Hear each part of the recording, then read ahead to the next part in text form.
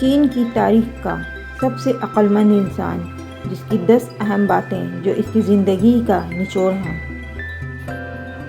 پہلا، دماغ پریشان ہو تو آپ کا چہرہ خوبصورت نہیں ہو سکتا۔ دوسرا، صحت کے بعد سب سے اہم چیز عزت ہے۔ تیسرا، عقل مند بننا چاہتے ہو تو پریشانیوں سے گزرنی ہوگی۔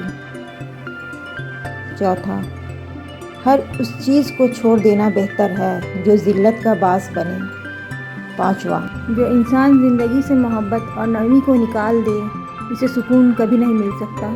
چھٹا، سمجھدار شخص اپنی مرضی کے بغیر کچھ نہیں کرتا۔ ساتواں، انسان 2 چیزوں کے لیے پیدا ہوا ہے، سوچنے اور عمل کرنے کے لیے۔